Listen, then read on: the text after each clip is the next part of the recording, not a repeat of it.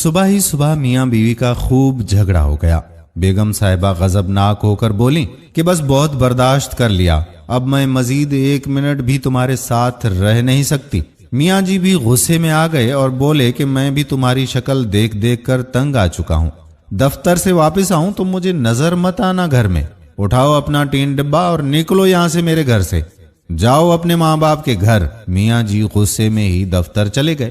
بیگم نے اپنی ماں کو فون کیا اور بتایا کہ وہ سب کچھ چھوڑ چھاڑ کر بچوں سمیت میکے واپس آ رہی ہے، اب مزید یہاں پر نہیں رہ سکتی اس جہنم نما گھر میں۔ ماں نے کہا کہ بندے کی پتر بن کے آرام سے وہیں بیٹھ، تیری بڑی بہن بھی اپنے میاں سے لڑائی کر کے آئی تھی نا، اور اسی ضد میں طلاق لے کر بیٹھی ہوئی ہے، اب تو نے وہی ڈرامہ شروع کر دیا ہے، خبردار جو ادھر قدم بھی رکھا تو صلح کر لے اپنے میاں سے، اب وہ اتنا برا بھی نہیں ہے۔ ماں نے وہاں سے دکھائی لال جھنڈی تو بیگم کے ہوش لگے ٹھکانے، پھوٹ پھوٹ کر اب رونے لگ گئی۔ جب رو رو کر تھک گئی تو اس کا دل کچھ ہلکا ہوا، میاں کے ساتھ کی گئی لڑائی کو سوچنے لگی تو اپنی بھی کافی ساری غلطیاں اس کے سامنے پھرنے لگیں۔ منہ ہاتھ دھو کر فریش ہوئی، جا کر نماز پڑھی اور میاں کی پسند کی ڈش بنانا شروع کر دی۔ سوچا کہ شام کو میاں جی سے معافی مانگ لوں گی، اپنا گھر پھر بھی اپنا ہی گھر تو ہوتا ہے۔ شام کو میاں جی گھر آئے، بیگم نے ان کا اچھے طریقے سے استقبال کیا جیسے صبح کچھ ہوا ہی نہ ہو۔ میاں جی دیکھ کر خوشگوار حیرت میں مبتلا ہوئے۔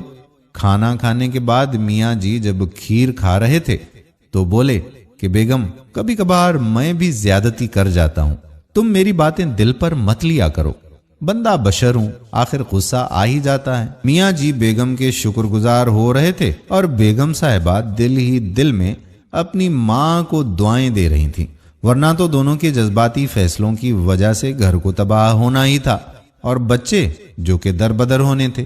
دوستو، اگر والدین اپنی شادی شدہ اولاد کی ہر جائز اور ناجائز بات کو سپورٹ کرنا بند کریں گے تو یقین جانیے کہ 90% بگڑنے والے رشتے بچ سکتے ہیں۔ لیکن ہمارے والدین کیا کرتے ہیں؟ بیٹی کو بیٹے کو سپورٹ کر لیتے ہیں اور پھر ان کے سپورٹ کی وجہ سے، لاڈو پیار کی وجہ سے ان کو ہی پھر لوگوں کے تانے سننے پڑتے ہیں کہ بیٹی نے کیا گل کھلائے، تمہاری بیٹی تو گھر میں آ کر بیٹھ گئی، تمہاری بیٹی اس لائق ہی نہیں تھی کہ شوہر کو سنبھال سکے۔ تو اس لیے ہم سب کو چاہیے کہ ہم اپنے بیٹے اور شادی شدہ بیٹیوں کا خیال رکھیں اور ان کے ہر فیصلے میں ان کے مددگار نہ بنیں۔ ہم امید کرتے ہیں کہ آپ کو یہ سبق آموز ویڈیو پسند آئی ہوگی۔ اگر پسند آئی ہے تو کسی اور کا گھر بچانے کے لیے یہ ویڈیو شیئر ضرور کر دیں۔